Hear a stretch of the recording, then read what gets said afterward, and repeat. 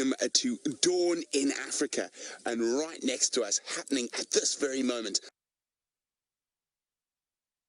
Welcome to Dawn in Africa, and right next to us, happening at this very moment, lions are feasting on a kill. There's hyenas calling in the distance. This is Safari Live.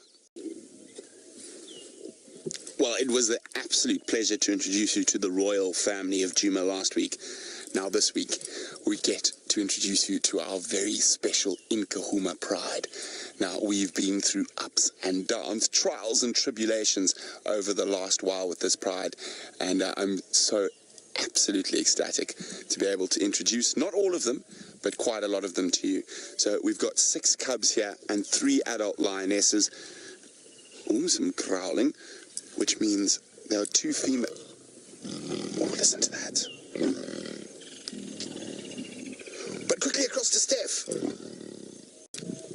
Wow, Steph moves about quietly. These lions are certainly not quiet. Lots of growling.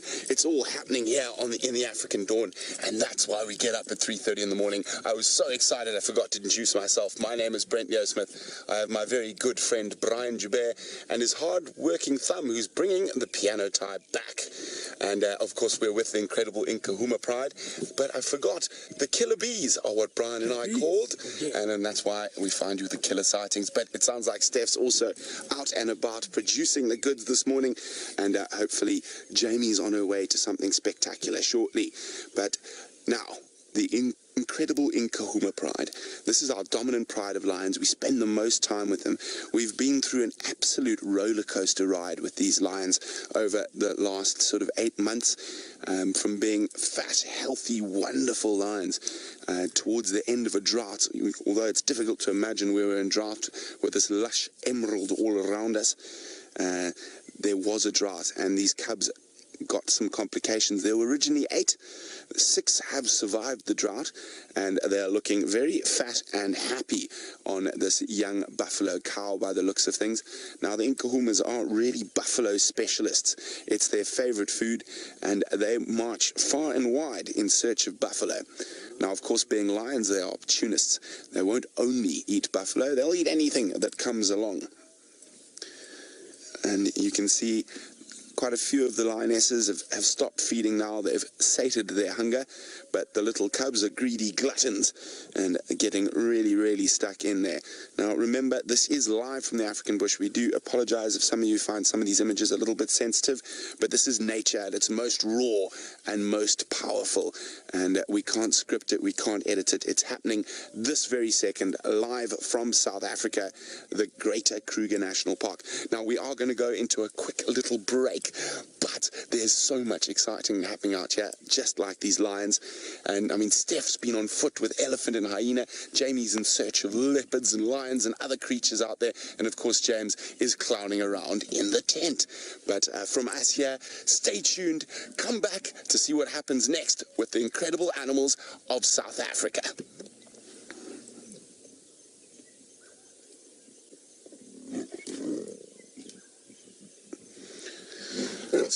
So Brian, how much is a piano tie going for these days? Only $9.95. Only $9.95, bringing the piano tie back. Welcome back, everyone. Of course, we love having all of you with us all the time. Isn't this great? The incredible Nkuhumas making not their TV debut, but definitely their first debut in this series. And look at them getting stuck in there. So only 3 lionesses here. I'm not sure where the other 2 are. And of course, no Birmingham boys in sight. Now, what we are hoping for is a Birmingham boy to come bounding in here and cause a bit of chaos. We do love a bit of chaos, a bit of action. But I'm just content to sit with the incredible Nkuhumas.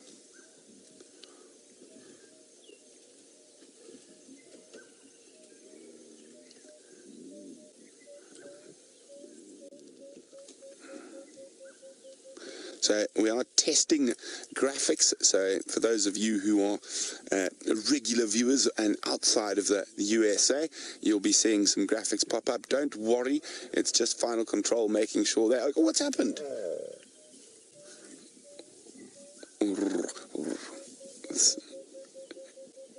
It's amazing how deep the growls are from these little cubs.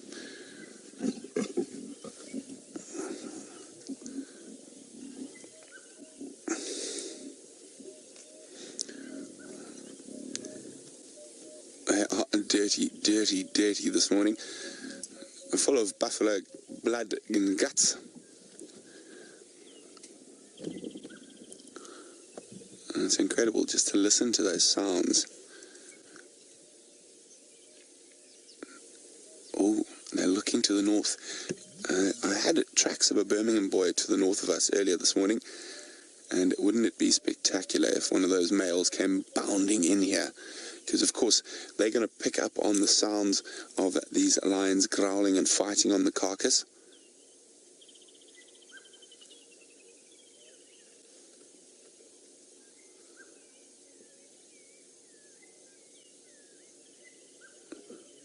Now, those hyenas we heard at the beginning of the safari, right in the opening, I'm pretty sure the same ones that Steph's found.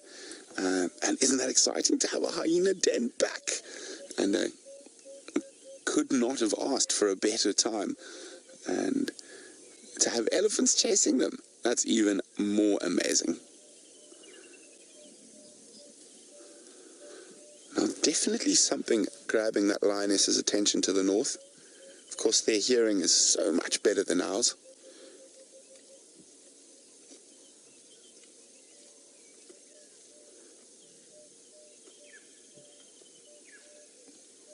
What can you hear?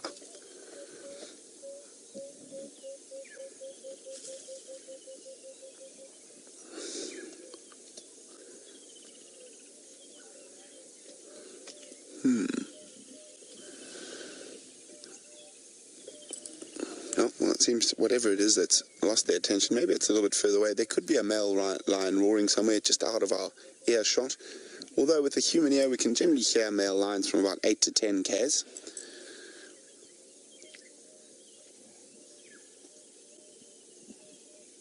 And look at that little guy sleeping on the carcass.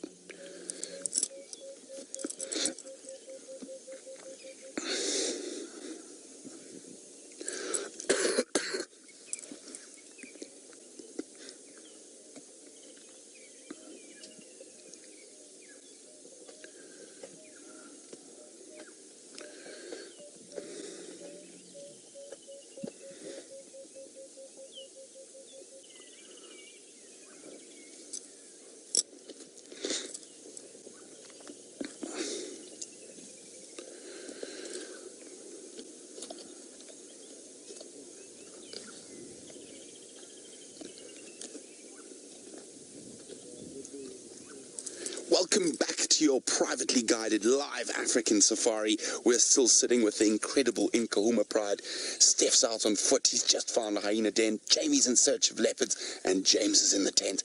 But these lions, it's calmed down a little bit here. A lot of the bellies are full, and oh, there is some little bit of growling happening.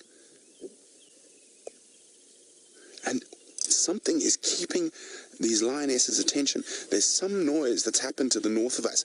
Just watch their heads pop up. Look there. There could be the incredible chance of a big male, a Birmingham boy, our dominant male lion coalition, coming stampeding in here to take the lion's share of the carcass. Remember, if you want to ask any questions about these incredible animals, use the hashtag #SafariLive on Twitter. I would love to hear from you. And we can see now that the cubs, the bellies are starting to get completely rotund as they force as much buffalo meat into their bellies as possible. Now, even a little cub like that can probably eat 10 or 12 pounds of buffalo meat in a sitting. The adults can wolf down probably close to 30 pounds. But it is a really, really nice young buffalo. So probably quite nice and tender. The buffalo have made a good recovery after the drought, so I'm sure there's some nice fatty fillets on this buffalo. You can see the flies, even though it's really early in the morning, the flies are already gathering around the carcass, and you can see attracted by the smell of the stomach contents. Now, there's some carrion flies, or some proper nasty blowflies. Now, those do love a bit of rotting meat. Now, look at that little guy. He's still getting stuck in there.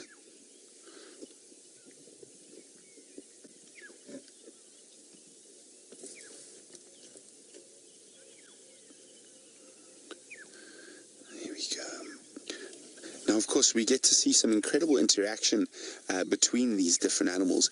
And a jungle is wondering, will a lioness stay with the cubs during the hunt, or will they leave a cub behind? Now, jungle, it completely depends on the situation. There's no set, stead and hard, fast rule out here in the African bush. But normally, the lionesses will leave the cubs behind while they go after something.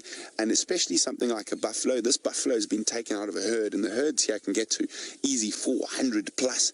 And it's very dangerous for a lion cub around those situations. So generally, the lionesses will tuck the cubs into a thicket somewhere as they tramp on after a big herd of buffalo. And once the buffalo is down, well, they come back and fetch it. Now, if they're hunting a small herd, they might leave the cubs close by. And so you can never, ever, ever say anything is a rule out here in the African bush, because as soon as you start doing that, the animals will prove you wrong. Oh, we can start hearing some bone crunching coming through now. You can see that lioness as she keeps looking to the north. I keep wondering, is there a hyena hanging around the periphery, or is there a male lion moving in? Now, there'd have to be about 9 to 10 hyenas to challenge this many lions. So the average rule is about 3 hyenas to 1 adult lioness. And so we need 9, 10 hyenas for them to actually chase these lions successfully off this kill. Now, we're not going to move an inch. We're going to stay right here with the incredible Nkuhumas. But let's go to James, who's in his safari tent, ready to introduce you to something spectacular. It is indeed a retired buffalo, permanently retired at the moment, and as you can see, the lions are absolutely enjoying their feast. Now, it is absolutely incredible. One must remember that we are 100% live from the African bush. You are seeing this at the exact same time as us. It makes me very excited to be able to share our incredible home with all of you.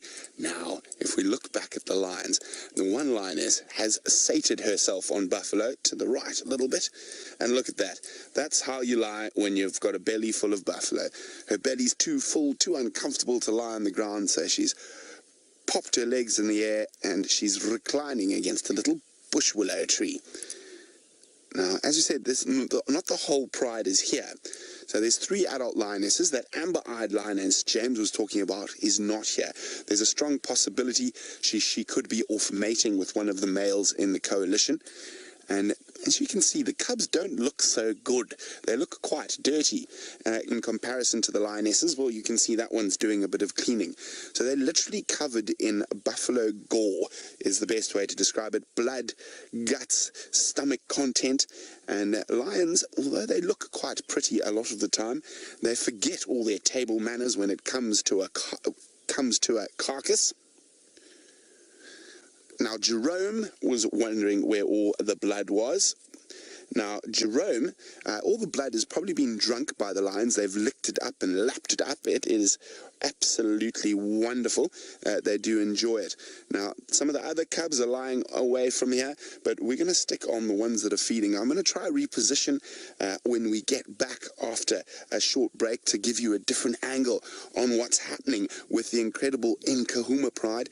And of course, you never know what's going to happen next out here in the African wild, especially because we're live. So come back and join us to see what happens next, right after this short break.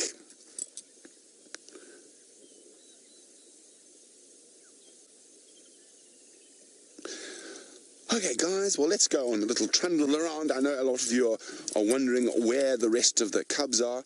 So they're just through the bush there. There we go. They've had their fill of buffalo and they're going to sleep it off. I'm just going to try find a spot to get around so we can have a look at the carcass from the other side. Now, those lionesses keep looking over here, and I think there might be a hyena, just one on the peripheries. I think if there'd been a Birmingham, there'd be a little bit more. Oops, there's a stump. There, well, 2 were missing, but they've been joined by a 3rd now. Hello, little scallywags. Even too lazy to give themselves a bath after munching on that buffalo.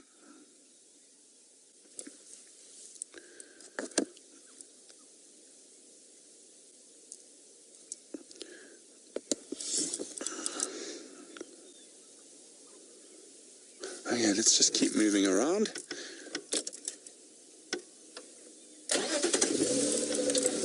Let's just find a spot so we don't disturb them. We'll go a little bit wider.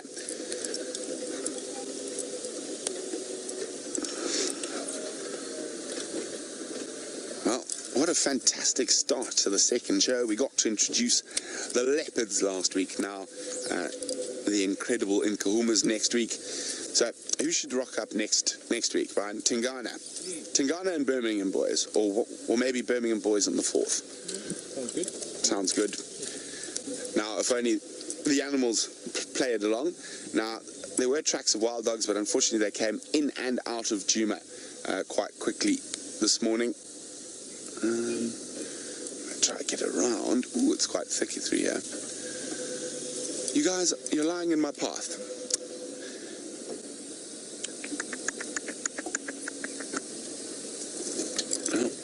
Never stopped me before. We'll just have to move the odd bush willow or terminalia out the way.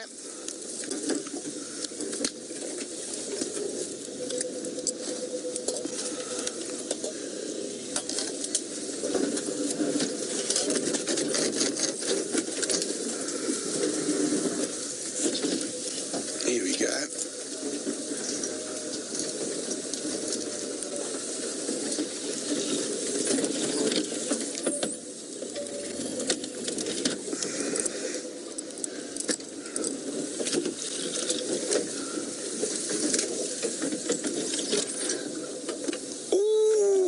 It is really hotting up on this sunrise safari. Now, here we go, just one quick different angle of the Nkuhuma carcass. Well, not the Nkuhuma carcass, the Nkuhuma's buffalo carcass. And let's fly all the way to the east of our traverse to Jamie, who's got a massive surprise for you. You've got to learn a little bit more about these lions. My name is Brent Smith, and you're on your very own privately guided live African safari, and we are sitting next to the incredible Nkuhuma Pride. And isn't this an absolutely spectacular thing? They are no more than 10 feet away from me, and I'm sure lots of you are wondering, why aren't they leaping onto Brian and myself? Why are we safe this close to wild African lions? This is not a zoo. This is not a little safari park. It's an 8.5 million acre unfenced, untrammeled wilderness. And these lions have grown up with the safari vehicles, and that's why they don't react negatively to us, but we'll go into that detail shortly. But just to give you an idea what a massive area we're in, we're busy currently on Djuma Private Game Reserve, which is part of that 8.5 million acre area known as the Greater Kruger National Park. Now, there are no fences. There are just wide open spaces for the animals to roam free. And it is an absolutely incredible privilege to be able to live and work in this area.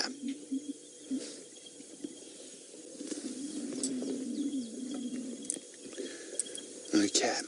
Now, as I was saying, these lions are completely relaxed in our presence, and you can see that they're just carrying on with their daily life as if we weren't here.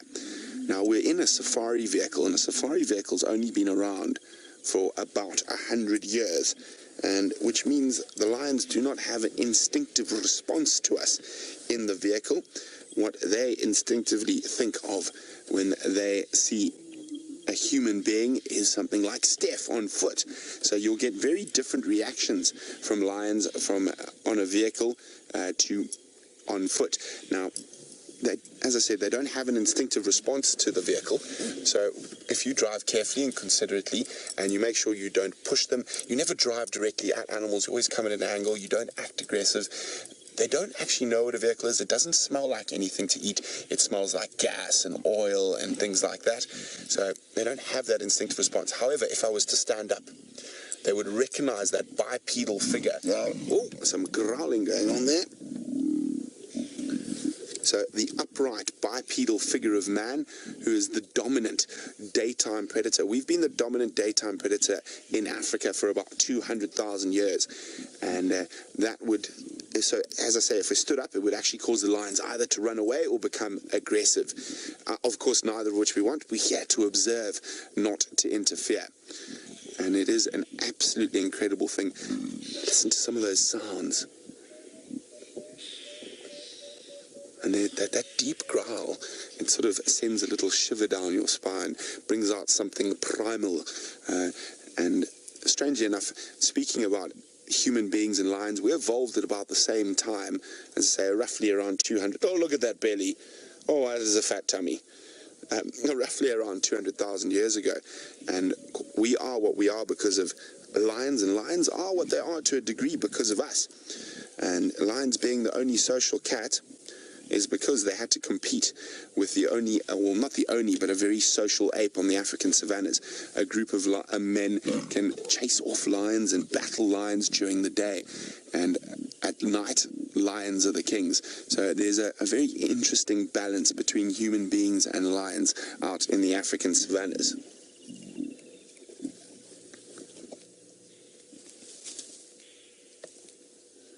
Oh, big tummies all over. Now look at that. You can see they've actually opened up the stomach. Now lions, when they first get to a kill, they'll normally go for the internal organs, the liver, the lungs, the heart. They'll drink the blood out of that rib cage, and only then will they start moving on to ribs and rump and the face and the tongue, after they've got those very nutrient-rich internal organs.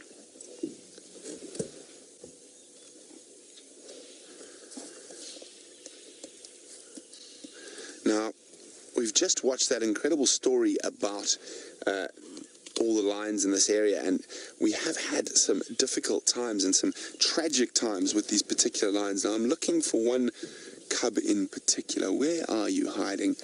It's one of the younger cubs here. You can see another safari vehicle who's out enjoying the sighting with us there. Now, there we go. If you look carefully, some of these little lion cubs look like they still have mange. One in particular seems to be worse off than the others. Now, we lost all 8 Styx cubs to mange. They've got 2 new cubs now. But in Nkuhuma's, we didn't lose any cubs to mange, but they still are carrying some remnants of mange. But the best cure for mange is rain, and we're getting lots of glorious rain at the moment. So hopefully they'll all clear up. Ooh. Not that one. So some of the cubs are looking a little bit healthier than others. Now, as hard as it is for us to watch these cubs die in front of our eyes, like we did with the Styx cubs and the Nkuhuma cubs when they got that very rare white muscle disease, it is nature playing its course. So we went through a drought. The buffalo population, the zebra populations, they all took a massive whack, and the lions were literally just growling at buffalo, and they were falling over. They were so weak. So what happened is the predator population exploded, and nature had to sort of equal the balance. So that's why mange comes out during drought, white muscle disease, to keep the predators in check. Because after a massive drought, the worst in 100 years that we've just had, if the predators come out in this absolute boom, it's still going to take a lot of time for the buffalo and the zebra and the giraffe and the other animals to sort of get back to the numbers that are sustainable to hold a big number of predators. So Mother Nature has to make sure that the predator population is kept in check as long as with the prey population. So it's absolutely amazing.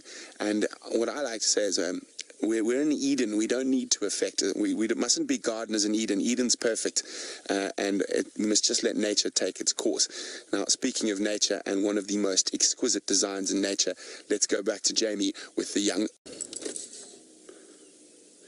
This little lion has literally got to the heart of the buffalo. I'm just trying to reposition so we can see it. You can actually see the aorta and other different valves in that heart. Oh no, he's dropped the heart. He's eaten half of it already. Let's see if he picks it up again. Now you can see they've gone right in to all those internal organs, those nutrient-rich pieces that help them survive.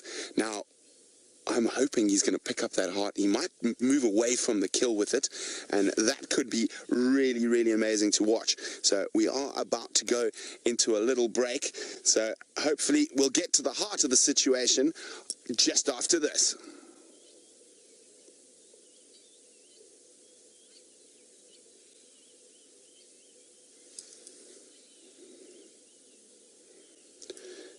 Oh, there we go. He's got the heart. Now, literally, I'm hoping he shows. You can actually see those massive blood vessels and veins and arteries that come in and out of the heart. What's it, the superior vena cava?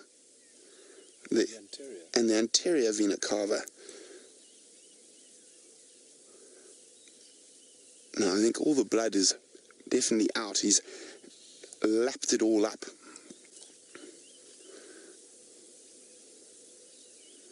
Yum, yum, yum.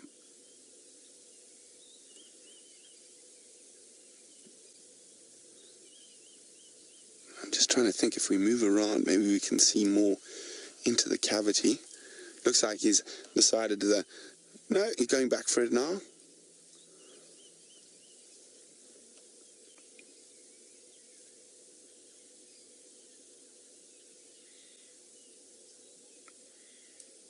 Or maybe he's just eaten too much. Yep. Oh, what's he looking for next? No, I think the belly is too... Oh, look at that. Can't eat any more heart. It's too full. Oh, but here comes the female. Will she pick up the heart?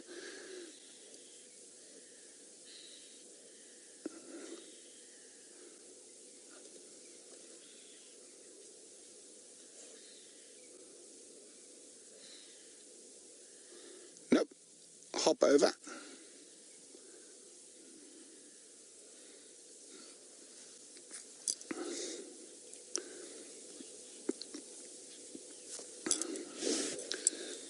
This is absolutely amazing. Oh, look at that. Look at the strength of that lioness. She might try flip the carcass. You can see her claws coming out, gripping into the skin.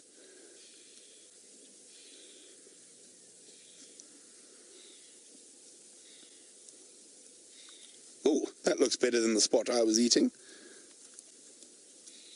Oh, there we go. She might try and move the carcass into some shade, even the shade of that small tree right there, to hide it from vultures. It's amazing, that little bit of movement created all the fat-bellied cubs are thinking, oh, well, maybe I can fit one more morsel.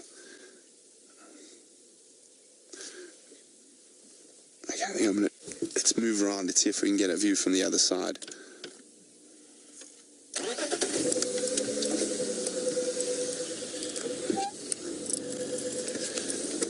Okay, well, we meander through the bush to get another view of that buffalo carcass. Let's go back to Jamie and Vutomi. And there are the lions, little cubs strewn about the place, a carpet of lions, and one or two still feeding. And it just gives you a perspective there on how close the killer bees are to those lions. I mean, that cannot be more than 10 feet from them.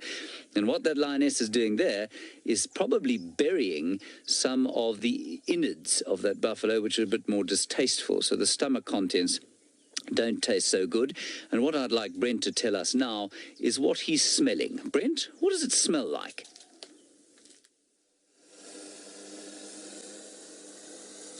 Look at that, isn't that incredible? You can see us from up in the sky. There's this lioness right next to us who's been burying the stomach contents and some of those stomach juices. And the reason she does that, there she's going to do it again now, is to mask the smell. There are hyenas around, so most of the cats will bury stomach content to try hide the smell of their kill from other predators. Now remember, this is 100% live, coming to you from the incredible Greater Kruger National Park in South Africa. Now this is a very fresh kill. So if I go... It doesn't smell too bad. It smells like a bit like undigested grass, so sort of like you've been mowing the lawn a little bit. Add some water, and then the meat itself smells a bit like a butchery. So not a very unpleasant smell, and in a day or two, however, this would be the most terrible place to be, and it would be absolutely honking rotten flesh. Now, even though it smells very nice now, sometimes when we're sitting in positions like we are now, about 5 feet from the lions, and they walk up to us and they deposit some dung, it can make your eyes water, it can make you cry, because lion dung has to be some of the most vile feces on the planet, since they do eat almost purely protein. Oh, she's doing a big cover-up job there. Now, You can have a look how she's covered all the blood, or what's left of the blood, and there we go. That's the main source of all the undigested grass in the buffalo's stomach, and she's buried it as best she can, and that'll just help mask the smell from spreading too far. Now, as I said, with a fresh kill, it probably won't go too far, but in a day or so, if they're still here, the smell of rotting meat will permeate the air, attracting possibly hyenas or even other lions. Now, of course, there are no male lions here at the moment, and that's not unusual. Male lions do spend a lot of time away from the prides. We have got 4 male lions that call this area home. They're called the Birmingham Boys. They're a coalition of 4, and they rule over 3 different prides. So they could be with one of the other prides at the moment. So from a female lion's point of view, that's a great thing, because if male lions were here, they'd definitely take the lion's share, and they would tolerate the cubs feeding, but they wouldn't really tolerate the adult lionesses as much, and there could be quite a bit of argy-bargy around the carcass. And you can see she's actually come even closer to us now. Now, if Brian comes down a little bit, you might even see the side of our look at that. Look how close that is. She is not even 2 feet from us, and she's completely ignoring us as she buries that stomach content. You can see there's a wound on her shoulder, and that looks like a bite mark, and that's probably almost certainly from fighting over food. So the fact that they are quite full, they killed a buffalo earlier in the week, they're not that desperate for food. So if they were very hungry, we'd see a lot more aggression around this carcass. But it is absolutely incredible that these animals completely ignore us when we're mere feet away from them. Now, as I was saying, the male lions move between the different prides, and there's a major misconception that lionesses do all the hunting. Males do a lot of hunting when they're by themselves because they have to patrol continuously to stop other male lions coming in and taking over their territory, because if other male lions were to come in here, all these cubs would be at risk. So when a new coalition or a new group of male lions moves into an area, the first thing they'll try to do is kill all the cubs of their predecessors. And the reason they do this is to try force the females into estrus. So they will start mating again, so the new lions can have their genetic line passed on.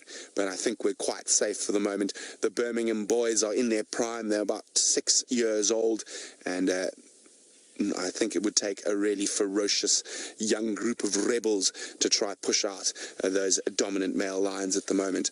And I was really hoping that they might come and join us at this buffalo kill. But of course, there's always next week. And it is really exciting that you're able to follow the lives of these incredible animals, not for just one drive, but for 8 weeks. We've done 2 weeks, so we're going to be going on for the next 6 weeks following the incredible animals of our little gem, this little area of the world. Now, Steph's been with elephants on foot. He's been with hyenas on foot. He's now going to teach you a little bit about how to survive on foot. Well, there we go. You can see that face of the buffalo that they've absolutely gnawed off. The tongue's gone. Now, there's a very cute thing happening, well, a bit macabrely cute. Now, the one lioness is still eating. The one cub doesn't really want to eat, and she's actually just sort of playing with her food. And see how she hooks, look at that!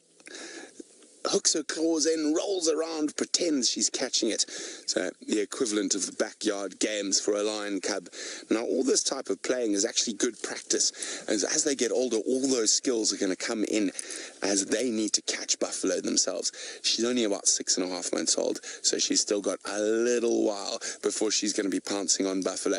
But hopefully we're going to be right here when that happens. We are incredibly lucky to follow these animals day in and day out. There we go. Catch that buffalo. Belly's full. It's time to play. And shortly after time to play comes nap time. Now, lions with bellies like this will probably sleep for about, oh, look at her go! Catch it! Oh, it's amazing. Now, this is live. This little lion cub is playing with her food live from the middle of the African bush, from the Greater Kruger National Park, 8.5 million acres of wilderness wonderland.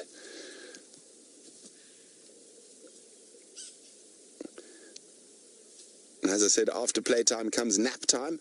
There's a wonderful, wonderful South African saying in Afrikaans, which is "Magie vol, oogies toe." And what that means is belly full, eyes closed. And I think that's what a lot of these lions are going to be shortly. And there's another little one just grooming. Now, the amazing thing about these particular lions is I've managed to spend so much time with them. I've walked into them on foot, and I've actually seen them catch buffalo live, and I'm really hoping to be able to share that experience with you in the coming 6 weeks of these live safaris every Sunday night on Nat.Geo Wild. As I say, it's an unbelievable privilege and pleasure for us to be able to share the magnificence of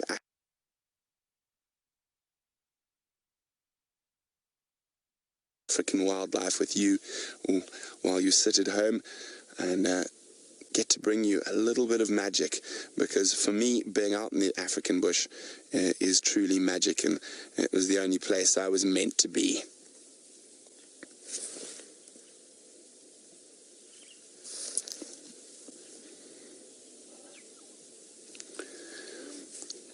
Hi, Kevin in Washington. Kevin would like to know how long the lions are going to feed on this meat. Now, Kevin, with this amount of lions here, I think they'll probably finish up tomorrow morning. If another lioness or the other 2 lionesses that are missing from the pride arrive, or one of those males arrive, it could be finished before midnight this evening. So it all just depends on how many lions. They have an incredibly fast digestive system, so even they have glutted themselves and created these rotund bellies. And there's one very rotund belly just behind us there. Brian's about to show you behind the bush. Look at that. Too fat to lie on its stomach.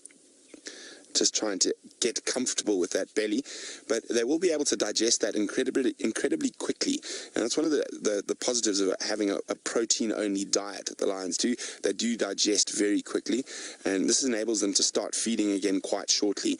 It enables them to maximize their time on the carcass. Now, there's a couple of evolutionary reasons for this, the main one being that they can eat as much as possible before their carcasses may be stolen by males, other lions, or hyenas.